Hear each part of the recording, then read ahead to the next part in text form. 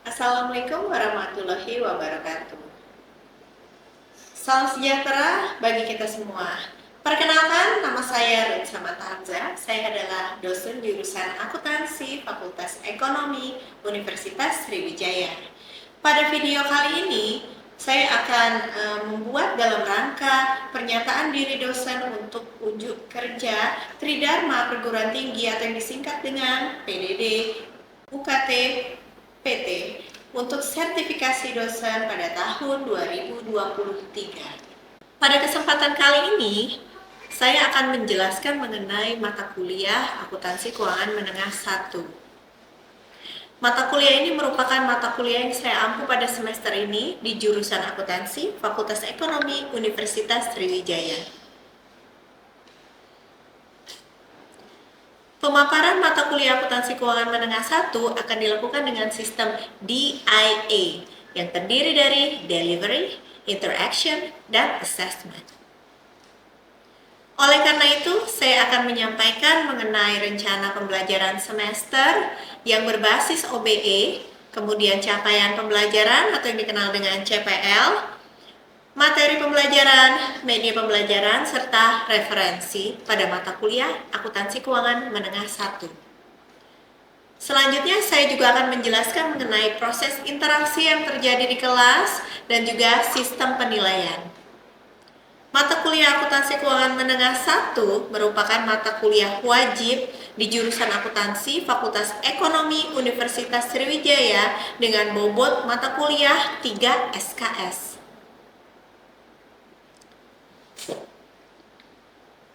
Capaian pembelajaran mata kuliah terdiri dari 7 CPL, yang terdiri dari menginternalisasi nilai, norma, dan etika akademik, menunjukkan sikap bertanggung jawab atas pekerjaan di bidang keahliannya secara mandiri, menguasai konsep teoritis secara umum, meliputi kerangka dasar pelaporan keuangan, siklus akuntansi, pengakuan, pengukuran, penyajian, dan pengungkapan elemen laporan keuangan berdasarkan standar akuntansi keuangan dan akuntansi biaya.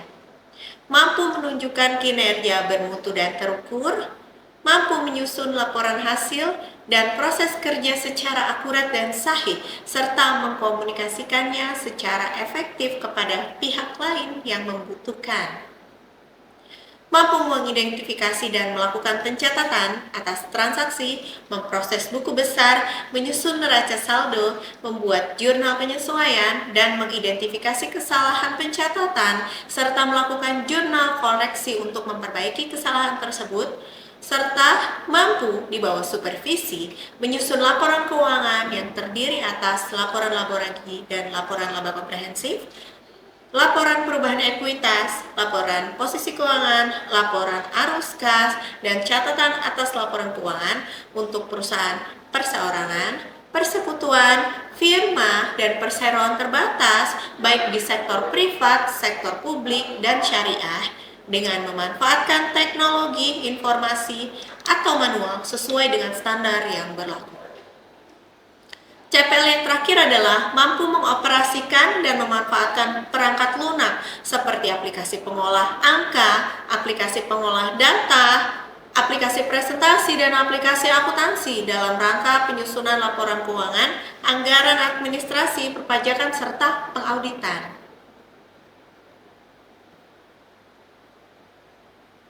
Untuk materi mata kuliah Akuntansi Keuangan Menengah 1 terdiri dari 12 materi yang akan didistribusikan ke 16 kali pertemuan. Secara umum, mata kuliah Akuntansi Keuangan Menengah 1 dirancang untuk membekali mengenai pemahaman unsur-unsur dasar dan pelaporan keuangan. Materi dibahas menggunakan pendekatan sistematis.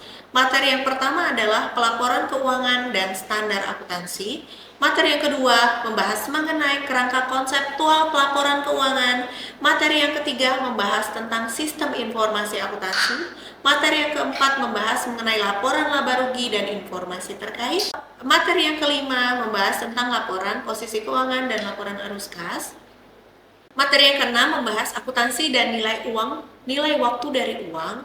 Materi yang ketujuh membahas kas dan piutang. Materi yang ke-8 dan ke-9 membahas tentang persediaan. Di materi ke-8, penilaian persediaan menggunakan pendekatan berbasis biaya. Sedangkan di materi yang ke-9 adalah tentang isu penilaian tambahan mengenai persediaan. Materi yang ke-10 tentang perolehan dan pelepasan aset tetap. Materi yang ke-11 adalah penyusutan, penurunan nilai, dan depresi. Materi yang ke-12 adalah tentang aset tak berwujud. Untuk media pembelajaran, perkuliahan secara offline di dalam kelas menggunakan perangkat pendukung seperti LCD atau proyektor. Kemudian untuk perkuliahan secara online, saya biasa memanfaatkan teknologi melalui media Zoom, Gmeet, USCamZ, ataupun e-learning Unsri yang secara eksklusif dikembangkan oleh Universitas Sriwijaya. Kemudian untuk buku utama yang digunakan dalam mata kuliah akuntansi keuangan menengah 1 adalah Intermediate Accounting by Kiso di volume 1 seperti yang ditampilkan di gambar ini.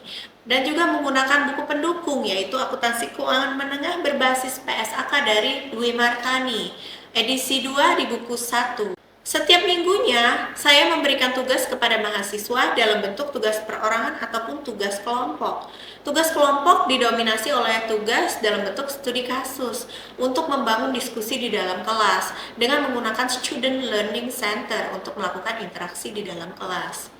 Selanjutnya untuk proses assessment, sistem penilaian pada mata kuliah akuntansi keuangan menengah 1 terdiri atas ujian tengah semester, ujian akhir semester, serta komponen-komponen lainnya seperti tugas baik secara individu maupun berkelompok, keaktifan di dalam diskusi, keaktifan di dalam kelompok, serta poin kehadiran.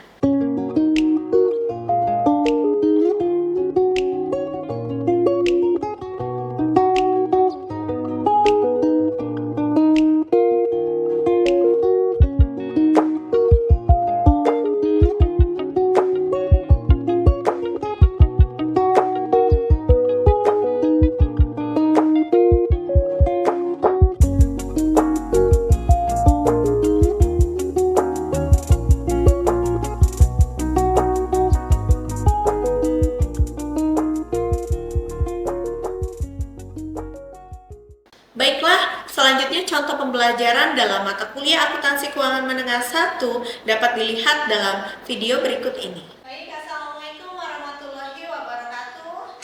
Waalaikumsalam warahmatullahi wabarakatuh.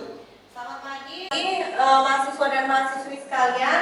Pada perkuliahan hari ini yaitu pertemuan kelima untuk mata kuliah akuntansi keuangan menengah 1, kita akan membahas materi mengenai laporan laba rugi dan informasi terkait. Nah, laporan laba rugi seperti yang kita ketahui bahwa laporan laba rugi itu adalah salah satu laporan dari 5 jenis laporan keuangan. Yang pertama apa? Laporan posisi keuangan. Yang kedua apa? Laporan perubahan ekuitas. Kemudian laporan laba rugi. Kemudian laporan arus kas dan CALK, catatan atas laporan keuangan.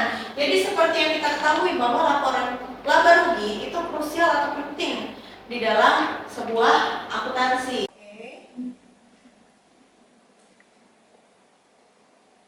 Nah, ini bisa kita lihat ya. Laporan laba rugi yang kita akan pelajari pada hari ini itu dirangkum di dalam bagan berikut kita tadi. Jadi laporan laba rugi itu kita akan mengetahui mengenai kegunaannya apa saja, kemudian apa saja sih keterbatasan dari laporan laba rugi beserta kualitas laba yang dihasilkan dari suatu laporan laba rugi. Ya. Kemudian format laporan laba rugi, unsur-unsurnya apa aja. Kemudian pengungkapan minimumnya tuh minimal laporan laba rugi itu mencakup apa saja sehingga dia bisa dikatakan atau diklasifikasikan sebagai laporan laba rugi. Serta kita akan membahas secara diskusi ya mengenai isu pelaporan lainnya tentang bagaimana jika ada perubahan akuntansi dan bagaimana jika terjadi kesalahan. Kemudian bagaimana tentang laporan saldo laba, laporan laba rugi komprehensif dan juga laporan perubahan ekuitas. Kita akan menyinggung juga tentang laporan perubahan ekuitas, karena seperti yang kita ketahui bahwa laba atau rugi itu akan berpengaruh terhadap ekuitas atau modal. Ketika kita laba, maka ekuitas akan naik atau akan turun? Naik. Ketika kita rugi, maka ekuitas modal akan turun. Modal di periode berikutnya maka akan turun. Ini adalah beberapa kegunaan dari laporan laba rugi. Yang jelas laporan laba rugi itu harus disajikan secara komparatif, memenuhi prinsip akuntansi yang berlaku umum. Salah satunya adalah komparasi atau bisa diperbandingkan. Jadi laporan laba rugi itu harus minimal terdiri dari 2 tahun. Tahun periode berjalan dan periode sebelumnya. Jadi kalau tahun ini tahun 2023, maka laporan laba rugi harus memuat tahun 2023 dan tahun 2022. Jadi dia harus disandingkan. Gunanya untuk apa? Untuk perbandingan secara horizontal, ya. Jadi perbandingannya itu antara tahun ke tahun. Kita bisa lihat antara tahun yang sekarang dengan tahun yang lalu. Ada juga yang menyajikan atau menyandingkan 3 tahun lalu. Jadi tahun ini, tahun lalu, dan 2 tahun yang lalu. Jadi kita bisa melihat trennya, labanya tuh naik atau turun. Pendapatannya naik atau turun sih. Kemudian bebannya bagaimana, sama atau berbeda dari tahun-tahun yang lalu. Kemudian jika terdapat perbedaan, perbedaannya itu terdapat di unsur-unsur yang mana itu bisa kelihatan jika kita menggunakan yang namanya perbandingan. Jadi perbandingan itu ada 2 jenis ya. Yang pertama itu perbandingan horizontal, yang kedua itu adalah perbandingan vertikal ya. Nah, yang saya sebutkan tadi itu adalah perbandingan vertikal ya. Perbandingan vertikal. Jadi antara tahun 2023 ini perusahaan yang sama, contoh perusahaan Hyundai. Misalnya contohnya, perusahaan Hyundai laporan keuangan di tahun 2023 dibandingkan dengan yang tahun di bawahnya, tahun 2022 atau tahun 2021. Itu namanya perbandingan vertikal. Ya, kemudian ada yang namanya perbandingan horizontal. Itu membandingkan antara perusahaan yang sejenis dengan perusahaan lain yang sejenis, tapi di dalam satu kurun waktu yang sama. Contohnya perusahaan Hyundai sama dibandingkan dengan perusahaan Toyota, dia berada di dalam ruang lingkup jenis perusahaan yang sama kan? Agak sedikit sulit jika kita membandingkannya dengan jenis perusahaan yang berbeda, karena setiap industri itu memiliki karakteristik yang spesifik, gitu kan? Antara perusahaan manufaktur dan perusahaan jasa, karakteristiknya itu pasti berbeda, jadi tidak bisa diperbandingkan. Yang diperbandingkan adalah dengan industri yang sejenis. Contohnya Hyundai dan Toyota. Pernah dengar? Pernah ya. Contohnya ini perusahaan yang memproduksi kendaraan. Ya. Nah, jadi kita bandingkan laba Hyundai di tahun 2022 dibandingkan dengan laba dari perusahaan Toyota di tahun 2022. Kita bisa lihat karena memang perusahaannya kan sejenis. Itu bisa jadi pertimbangan di dalam bagi calon investor untuk menanamkan modalnya, membeli saham dan lain sebagainya sebagai bahan pertimbangan. Kemudian kegunaan yang kedua itu adalah untuk memprediksi masa depan. Ya, jadi memprediksi untuk forecasting. Jadi jika kita sudah mengetahui trennya, suatu laporan laba rugi itu bisa ditarik trennya dari sejak perusahaan itu berdiri. Jadi kita bisa melihat trennya apakah naik, turun, atau fluktuatif, sehingga kita bisa kurang lebih meramalkan kira-kira 5 tahun ke depan labanya itu akan seperti apa. Ya, dengan mengekspos faktor-faktor lain yang mungkin terjadi, gitu ya. Nah, kemudian membantu menilai risiko atau ketidakpastian tentang pencapaian arus kas di masa yang akan datang, ya, karena seperti yang kita tahu ya bahwa laba rugi itu dia akan menghasilkan yang namanya laba neto. Laba neto itu adalah laba bersih. Laba bersih itu akan digunakan sebagai modal di periode yang akan datang atau periode berikutnya. Jadi untuk pencapaian arus kas di masa datang itu bisa diprediksi dari adanya laba atau rugi di periode berikutnya. Ini ada yang disebut dengan keterbatasan di dalam laporan laba rugi. Jadi laba rugi itu selain memiliki banyak kegunaan ya, khususnya untuk stakeholder maupun shareholder, tapi dia juga mempunyai keterbatasan. Yang pertama itu perusahaan bisa menghilangkan kos yang tidak dapat diukur secara handal. Jadi kan seperti kita tahu ada yang namanya pengukuran di dalam akuntansi. Bisa diukur jika nilainya itu valid atau sahih. Berikut adalah tentang kualitas laba tadi ya. Jadi kalian sudah memahami tentang bagaimana kualitas laba di dalam laporan laba rugi. Ya, kemudian saya mau tanya nih, kalau yang tahu boleh tunjuk tangannya ya. Apa saja unsur di dalam laporan laba rugi? Ada yang tahu? Oke, ingat? Ada dua, ada pendapatan dan beban. Oke. Pendapatan adalah penghasilan yang timbul dalam pelaksanaan aktivitas entitas, dan beban adalah penurunan manfaat ekonomi. Oke, secara ekonomi itu benar ya. Jadi di dalam laporan laba rugi terdapat dua unsur yang harus minimal itu ada. Yang pertama itu pendapatan, ya.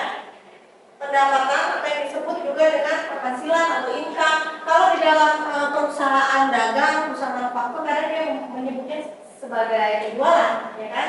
Penjualan. Tapi kalau di dalam perusahaan jasa dia biasa menyebutnya pendapatan jasa. Makanya kadang kalau kalian lihat di laporan keuangan ada yang disebut dengan pendapatan jasa, ada yang bilang penjualan, itu sebenarnya sama, ya sama itu sebenarnya. Nah, unsur dalam laporan laba rugi yang pertama itu harus ada penghasilan atau income.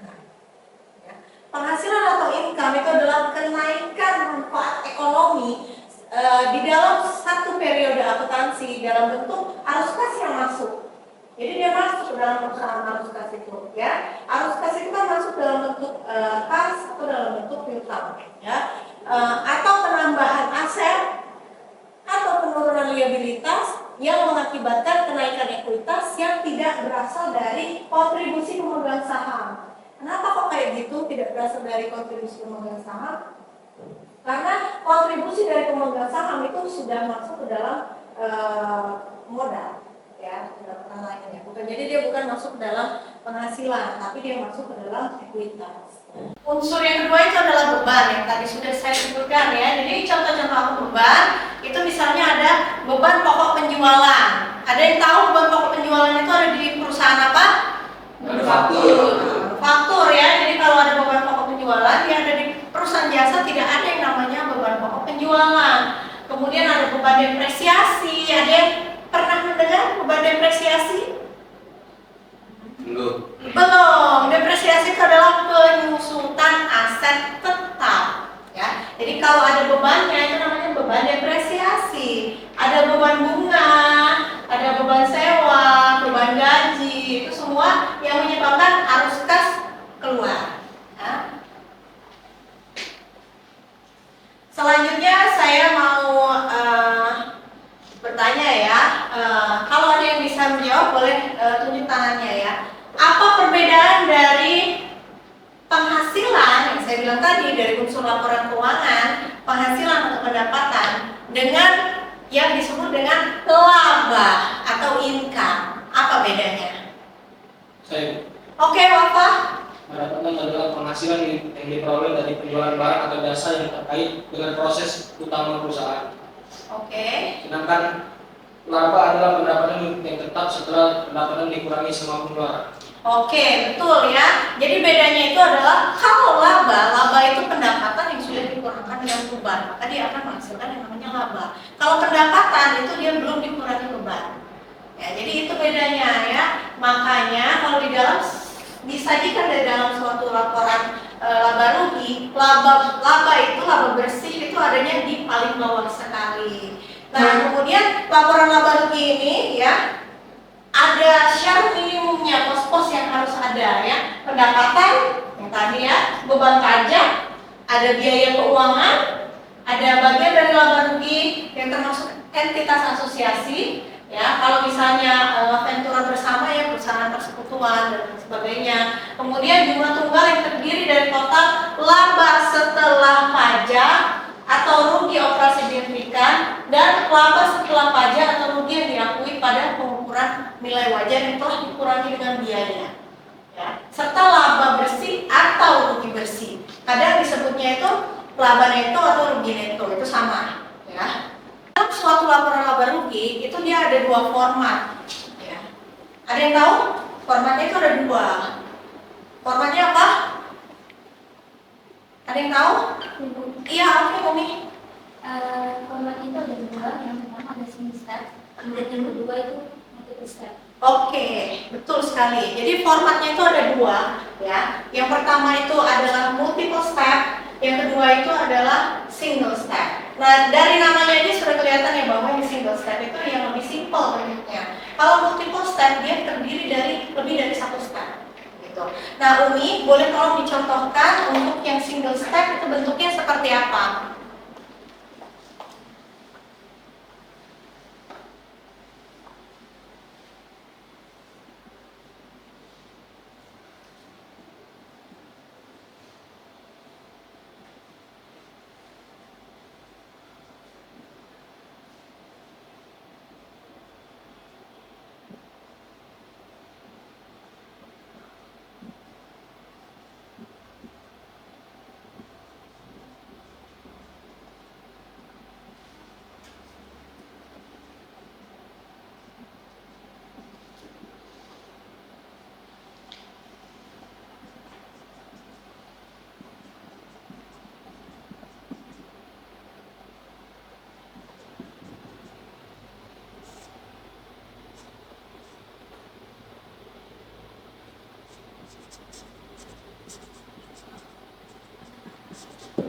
Contohnya Oke, jadi ya boleh dituliskan di atasnya itu single step. Pernah bagi single step. Ya. Oke, jadi ini sebenarnya harusnya di bawah ya. Terima kasih Umi. Jadi ini sebenarnya harusnya di bawah ya, ini laba rugi ya, laba bersih ya. Jadi laba bersih ini ada yang ini ada satu poin lagi di bawahnya ya. Kalau dia hanya satu ya pendapatan jasa artinya tidak ada total pendapatan ya. Tapi kalau ada dua itu ada yang namanya total beban ya. Total beban. Total beban ialah ini ditambah dengan ini beban utilitas tambah dengan beban listrik ya. Jadi XXX. Nah, kemudian laba bersih itu adalah pendapatan jasa dikurangi dengan total beban. Ini jawabannya. Ini adalah yang bentuknya single step. Bedanya apa dengan yang multi step? Multiple step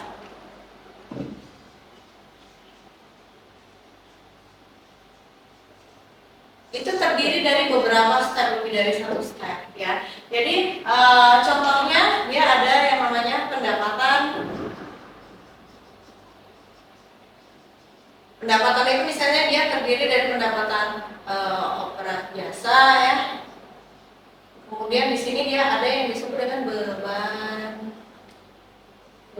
ya. Nah, ini contohnya misalnya beban gaji, beban listrik, beban iklan. Nah, total beban ini dijumlahkan ya.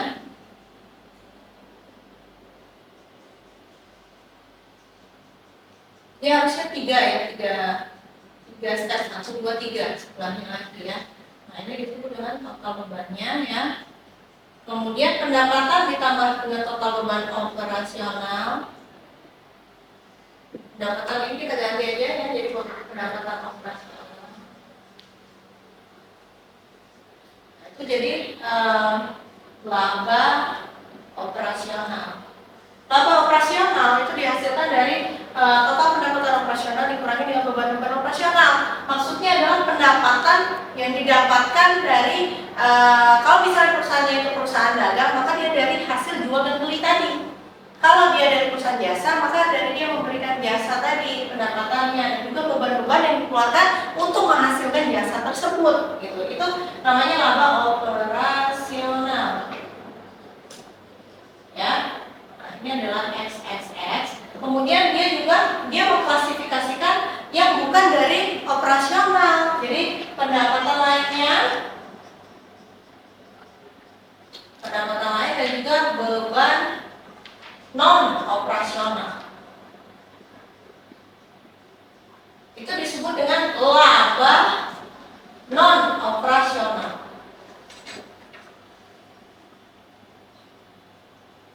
laba lainnya, penghasilan komprehensif lainnya, kadang disebut seperti itu juga.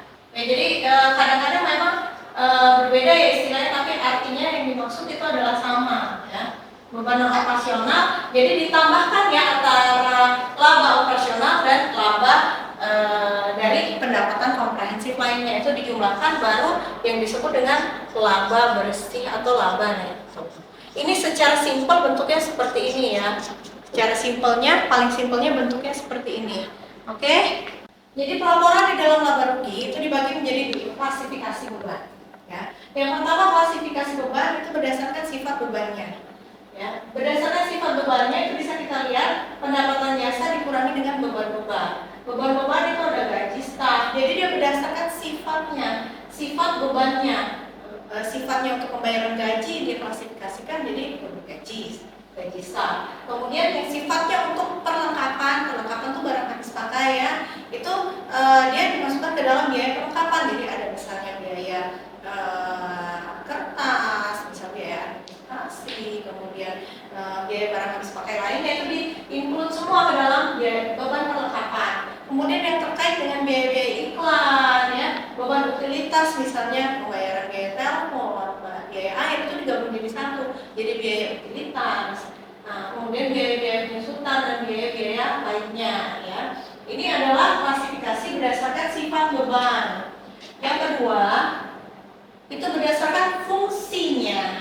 Jadi klasifikasi beban berdasarkan fungsi bebannya. Nah, jadi bisa dilihat di situ itu adalah pendapatan jasa. Dia mengklasifikasikan berdasarkan fungsinya, berdasarkan jasa, berdasarkan penjualan dan berdasarkan administrasi. Jadi dia hanya memasukkan biaya jasa, semua yang terkait dengan biaya yang dikeluarkan untuk menghasilkan jasa dimasukkan ke dalam biaya jasa. Biaya-biaya yang keluar akibat aktivitas penjualan dimasukkan ke dalam penjualan, dan biaya-biaya yang keluar karena adanya arus masuk atau arus kas keluar terkait dengan administrasi dimasukkannya ke dalam beban administrasi. Maka pendapatan dikurangi dengan beban-beban yang terkait dengan klasifikasi fungsi beban. Ya. Berikut materi untuk hari ini sudah disampaikan. Materi hari ini adalah tentang laporan laba rugi dan informasi terkait lainnya. Kita ketemu lagi di minggu depan untuk mata kuliah yang sama, mata kuliah akuntansi menengah 1 dengan materi selanjutnya di pertemuan 6. Materi pertemuan 5 kita sudahkan sampai di sini. Saya tutup dengan mengucapkan hamdalah, alhamdulillahirobbilalamin. Wabillahi taufiq wal hidayah. Wassalamualaikum warahmatullahi wabarakatuh. Waalaikumsalam warahmatullahi wabarakatuh. Berikut penyampaian video pembelajaran dari saya. Semoga bermanfaat. Terima kasih. Wassalamualaikum warahmatullahi wabarakatuh.